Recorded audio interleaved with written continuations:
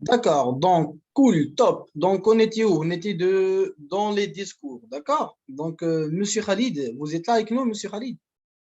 Oui, D'accord, oui, donc monsieur. comme j'avais dit, ça dépend du discours. Parce que le discours d'un roi, ce n'est pas le discours d'un imam. Je suis le roi d'un Hmm. pays. Est-ce que je dois vous envoyer mon discours jusqu'à vous allez me dire oui, ce que vous dites est bien, vous pouvez le dire. Non, c'est moi le roi, je dis ce que je veux, mais je vous Mais, donne mon discours mais, bien fait pour le garder en archive, pour que les gens de mon pays déjà vont savoir qu'est-ce que j'ai dit par voie écrite, d'accord?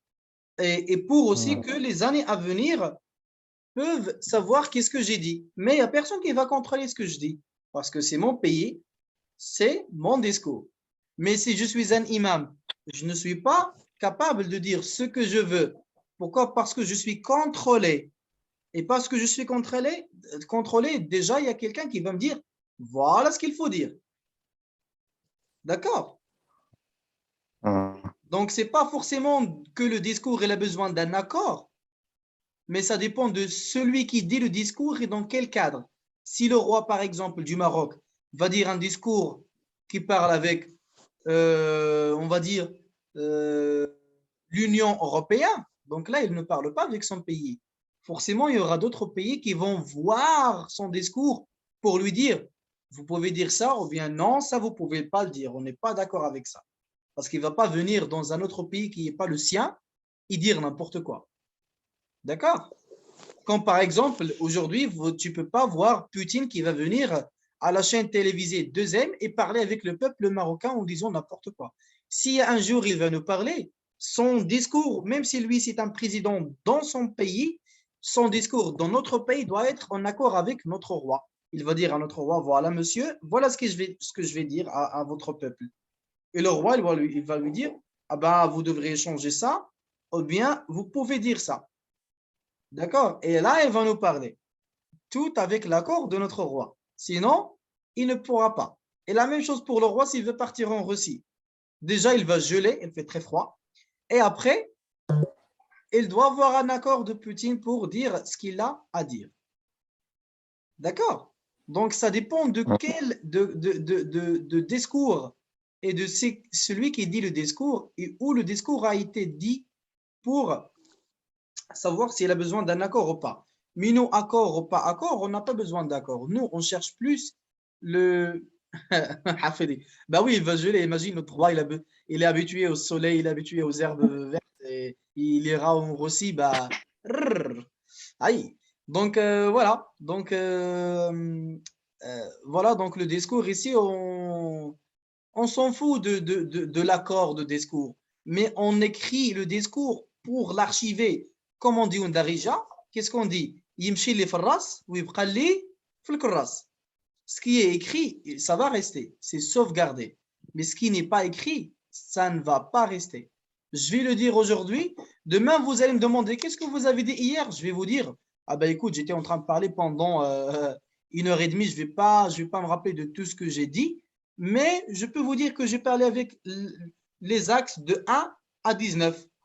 L'année prochaine, vous allez me demander qu'est-ce que vous avez dit le jour X. Je vais vous dire, je ne me rappelle pas, mais je vais vous dire dans les axes de 1 à 10. 9 axes, ils sont partis parce qu'il y a le risque toujours de l'oubli. 5 ans après, je vais vous donner juste 3 axes. 10 ans après, vous allez me dire, vous avez parlé, je vais vous dire, non, non, j'ai même pas parlé. J'ai oublié quand ça? Moi, j'ai parlé? Non, je ne me rappelle pas. Mais s'il y a un discours écrit quelque part, qu'est-ce que vous allez me dire? Voilà, monsieur, il y a votre nom, votre signature et la date, et voilà ce que vous avez dit. Je vais le lire, je vais vous dire, oui, je me rappelle bien de ça. Pourquoi? Parce que ça va me rafraîchir la mémoire. D'accord? Déjà, dans le futur. Et ça va me rappeler aussi, me rafraîchir la mémoire dans le discours aussi, même dans le moment, quand je dis le discours écrit, il est en face de moi. Je parle et je lis. Si j'oublie, je lis. D'accord? Et je change encore le discours, je le pose et c'est sauvegardé. Je le laisse, enfin, je le change pas, je le pose et c'est sauvegardé. D'accord? Donc ça, c'est ça le discours. C'est ça le discours, le khitab.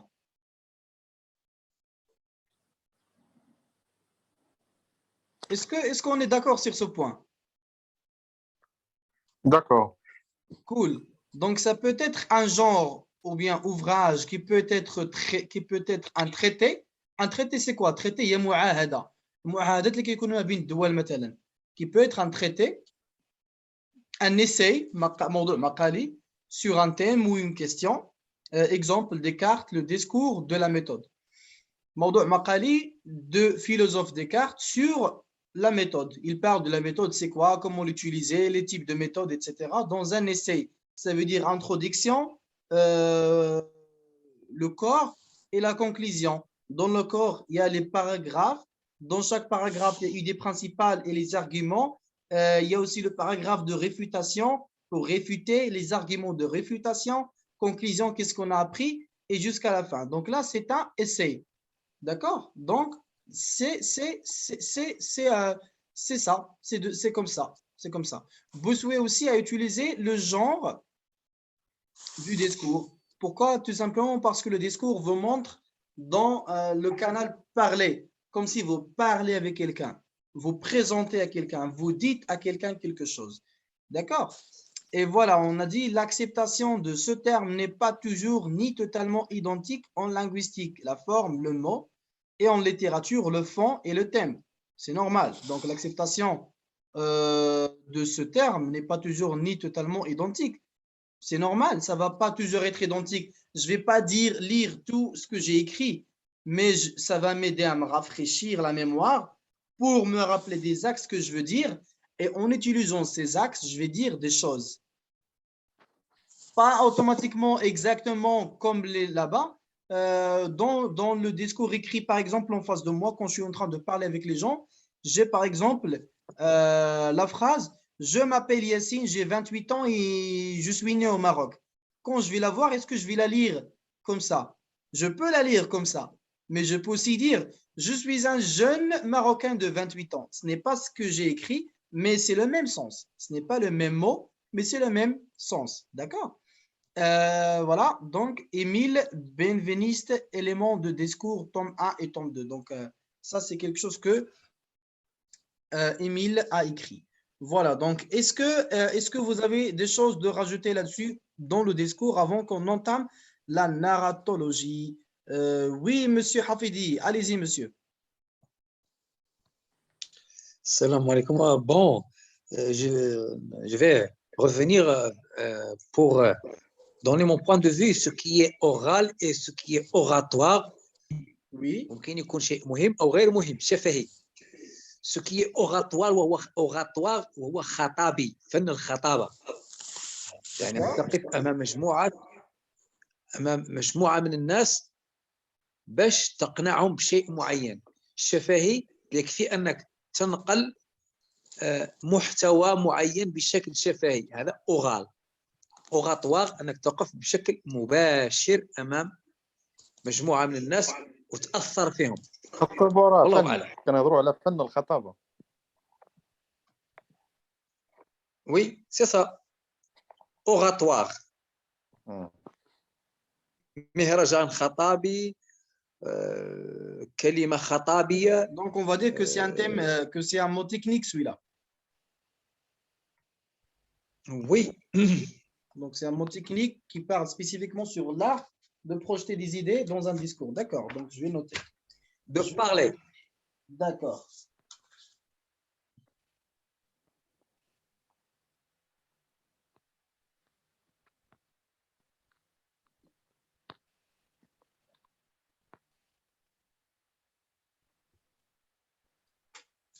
Voilà, super, super. Merci pour la correction. Merci pour la correction.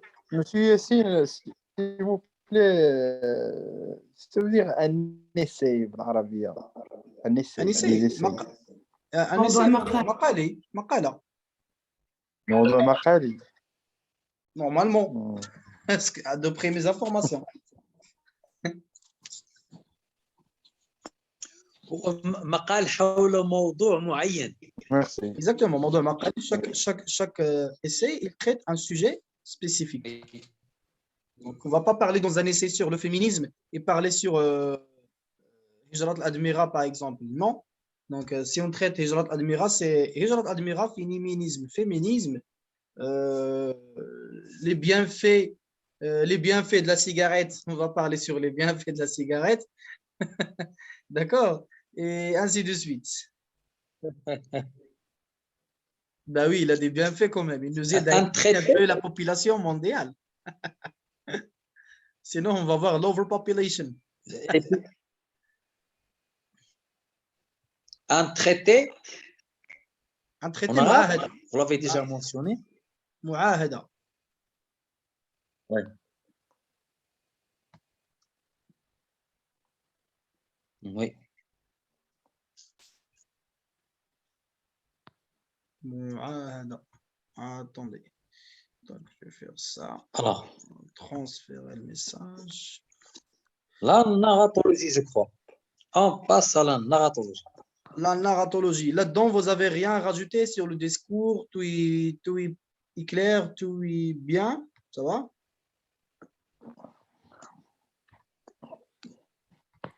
Les gars, si vous avez des questions à nous poser, bah, vous pouvez les poser maintenant. Comme ça, quand on passe au discours, on ne va pas en revenir en arrière.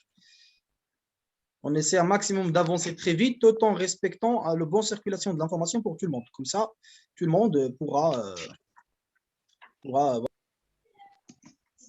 3, 2, 1, cool, top, narratologie. Qui veut bien lire? Hafidi, vous avez la main levée, vous voulez lire? Oui, oui, oui. Allez-y, Mais monsieur. la narratologie, c'est la science de la narration. Oh là là là là, Ce mot vient de... quelle voix persuasive. Vous êtes une œuvre d'art, monsieur. Vraiment?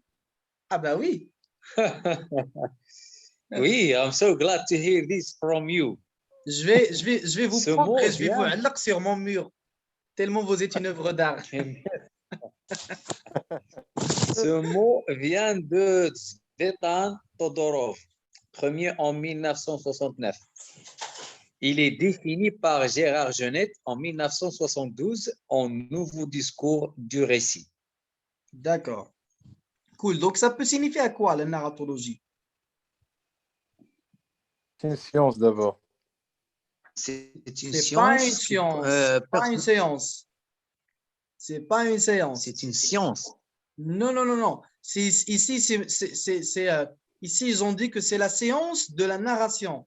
Mais c'est pas une séance. Si on dit une séance, c'est une séance qui parle du physique, du maths, du gravité, du cosmos, l'être humain, de ça, d'accord? Ça, c'est une séance. Mais une séance ici, il n'a pas le contexte de les autres séances, mais là, le contexte de savoir. C'est un savoir de narration. La narratologie ici, je ne veux pas dire que c'est une science comme le maths et autre chose. Et je pense que vous comprenez ça déjà, mais juste pour clarifier pour les autres. Ce n'est pas une science comme les autres sciences, comme la philosophie, comme la philologie, comme la sociologie, la psychologie, etc. Non, mais là, la science de la narration, ça veut dire le savoir de bien utiliser la narration, de bien entamer la narration. D'accord? La séance de faire, le pouvoir ou le savoir et les connaissances de cette narration.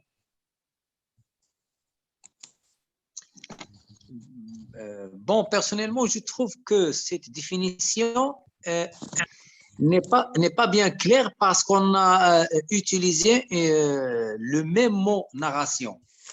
Je préfère que si on avait utilisé un autre mot pour bien éclairer la narratologie, là, c'est la narration. C'est un terme qui découle de la narratologie, alors il y a toujours une ambiguïté puisqu'on essaie de définir la narration. Est-ce que vous avez compris? Oui, monsieur, oui. Pourquoi vous avez trouvé ici, c'est la science de la narration comme réponse de la narratologie? Pourquoi? Parce que le logis, c'est un mot grec qui s'utilise avec tout ce qui est logique ou savoir. Logique de faire quelque chose, au savoir de faire quelque chose. Donc, logis, c'est un mot grec qui se rajoute au mot. Quand vous voyez par exemple la philologie, c'est le savoir du philo, le savoir qui étudie les particules de la langue perspective et descriptive, je pense. Ça s'appelle la philologie. Euh, euh, La sociologie. Sociologie, c'est la l'archéologie. logique, c'est la science. C'est la Donc, science. le mot logie se traduit en séance. Là, la séance de la narration, Exactement. c'est juste une tradition littéraire de narratologie. Mais ça veut pas, mais ça ne rend pas la narration une séance. Ça rend la narration un savoir à retenir, des compétences à acquérir, des connaissances à utiliser. Mais ça ne le rend pas comme le maths, comme le physique, comme la médecine, comme. Vous voyez ce que je veux dire, monsieur Hafidi?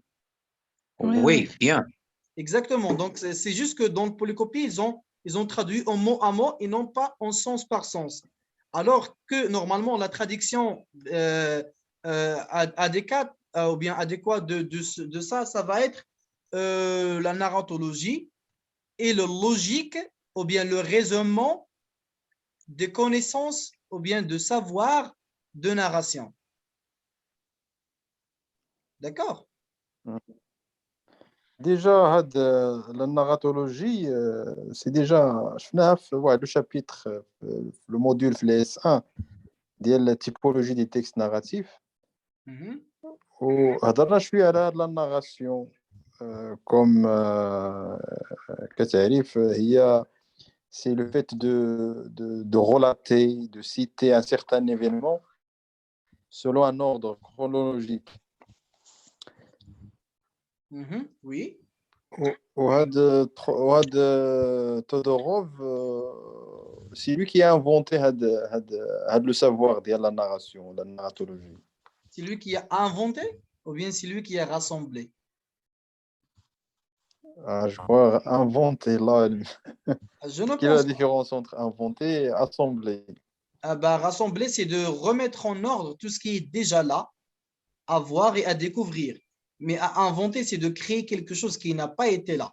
Et moi, je pense que, regarde, ils ont dit que Tzvetan Todorov, il a inventé ce mot en 1969, mais la narratologie existait avant. C'est juste que lui, il a trouvé le mot.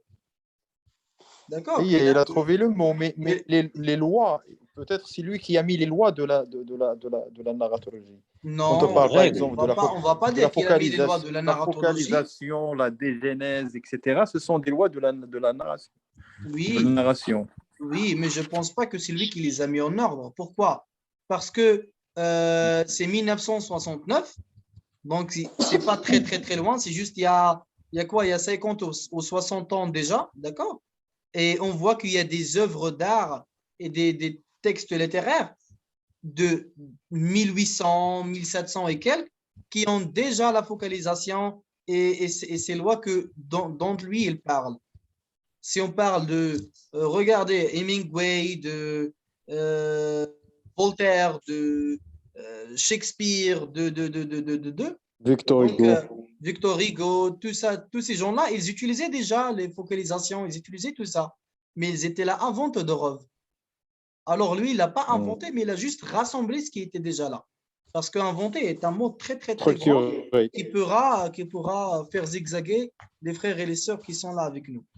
Madame Ilham, elle a partagé avec nous dans le boîte de chat comme la sémiologie, la narratologie s'est développée en France à la fin des années 1960 grâce aux acquis du structuralisme. Donc, il a été basé sur le structuralisme. D'accord.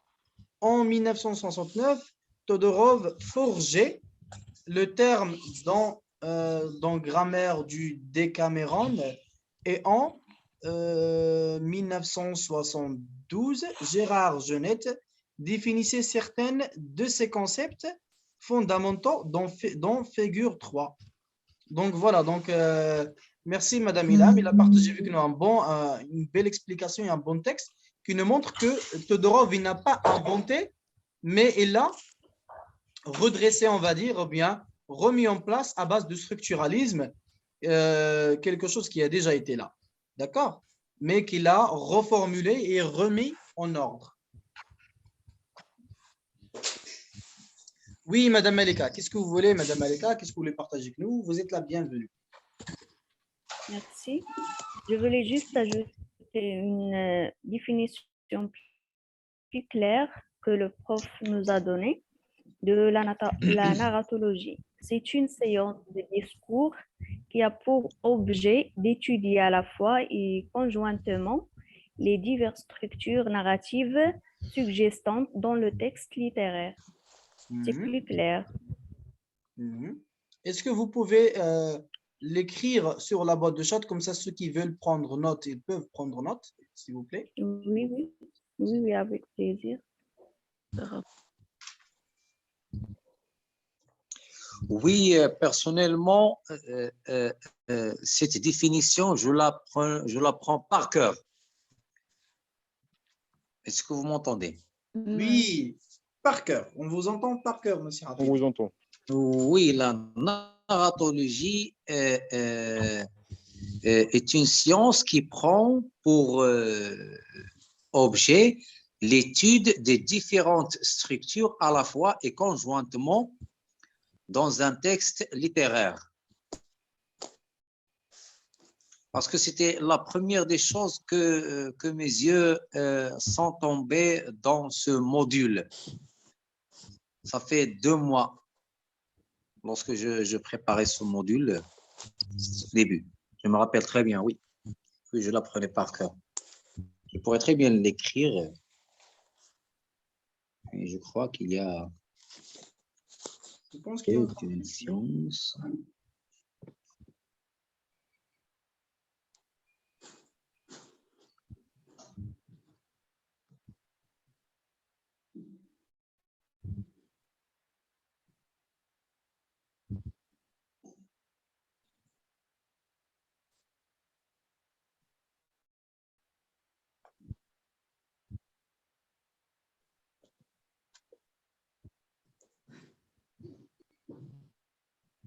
Horologie.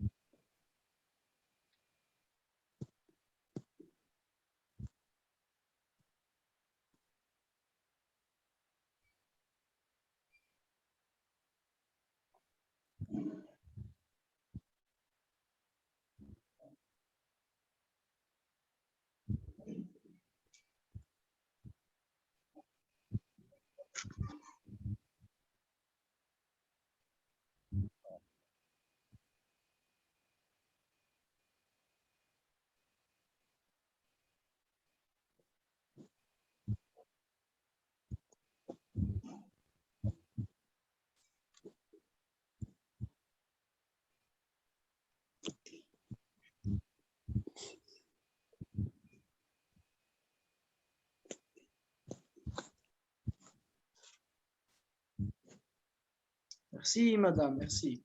Voilà, donc vous avez le... Hein, voilà. Eh, voilà.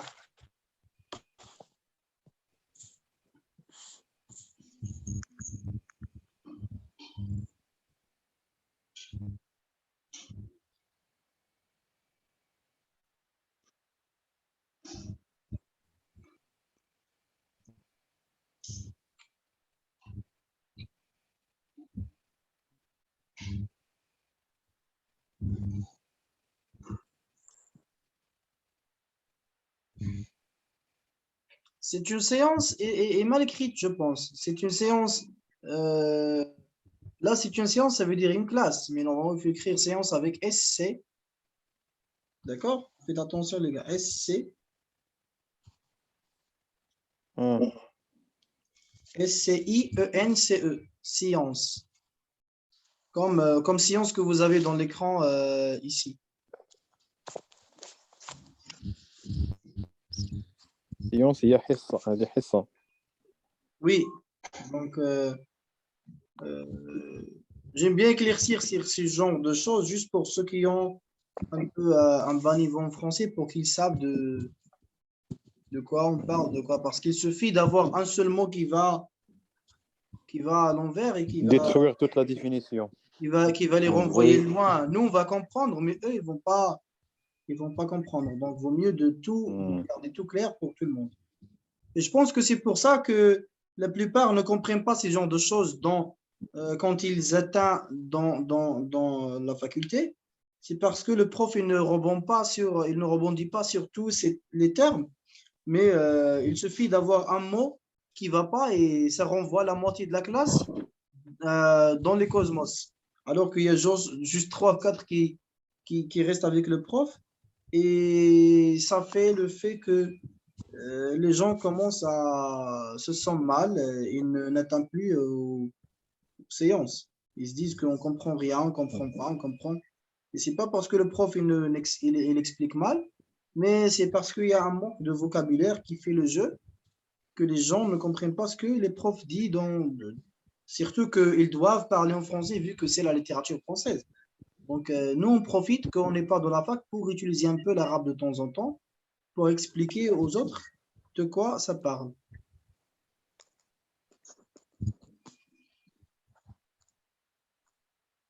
Et je crois que c'est avec suggestante. Ça veut dire quoi dans le texte Sous-jacente, je crois. Sous-jacente, non? Narrative suggestant qui suggère. Suggérer. Ça va, le U, tu vois. J'étais où diverses structures.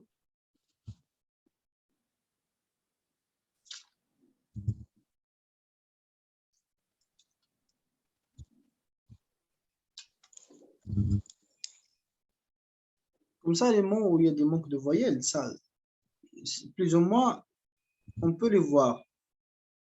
Mais les mots où ils sont écrits avec les voyelles qui sont un peu mis à l'envers, c'est là où il y a les grands problèmes. Comme le mot la séance. Dans le texte.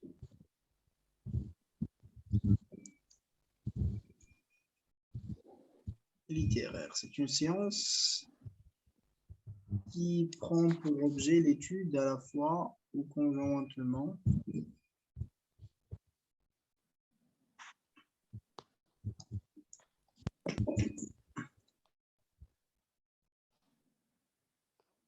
voilà, bien, c'est ça, cool. Bon, c'est pas grave, Madame Aleka, c'est pas grave, ça arrive des erreurs de frappe. C'est juste pour éclaircir le message pour tout le monde. Je vois déjà qu'il y a quelqu'un qui a publié la définition de la narratologie dans le groupe de Prof Wahbi. Ah, d'accord. Cool, bien, bien. Mais c'est bien. Pour l'archive, vous savez. C'est bien de partager avec les gens parce que j'ai entendu parler des gens qui... Madame Malika, c'est bien. Mais j'ai entendu parler des gens qui ont dit qu'ils ne peuvent pas atteindre les séances online puisque c'est un peu cher pour eux, la connexion, machin. Ils ont juste étoile 6, Inouï, WhatsApp, Facebook. Et moi, comme je sais, dans mon époque, il faut investir. Il y a des choses où il faut investir. Si je n'ai pas la connexion, tout simplement, soit je vais l'acheter, je vais l'acheter. Sinon, je vais m'asseoir quelque part où il y a un Wi-Fi. Mais il y a des gens qui me semblent, ils ne font pas assez d'efforts pour atteindre dans ce qui va leur servir. D'accord? Nous, je me rappelle que quand nous, on était à l'université avant, et qu'on n'avait pas de la connexion, on partait à côté des cafés. Vous voyez les cafés où il y a le Wi-Fi gratuit ou bien le Wi-Fi où vous avez le code. Et on s'assoit là-bas, il y a le Wi-Fi gratuit et on regarde. On est là quand on finit ce qu'on a à faire, on rentre, on dort. Donc, il y a forcément des endroits dans le quartier où bien on demande le code à notre voisin ou bien c'est difficile de ne pas trouver un Wi-Fi aujourd'hui. Tout le monde a un Wi-Fi. S'il y a un voisin à côté de moi qui a la Wi-Fi, je vais lui demander, je vais lui dire, vas-y, je te balance 50 dirhams et tu me passes le code et chaque mois, je te donne 50 dirhams puisque je vais l'utiliser avec toi. Ça va être moins cher pour moi et ça va être la même chose que je paye pour étoile 6. Et aussi, je vais me servir d'une Wi-Fi tout le mois. Et lui aussi, ça va lui servir bien. Au lieu de payer 200 dirhams par mois, il va payer juste 150.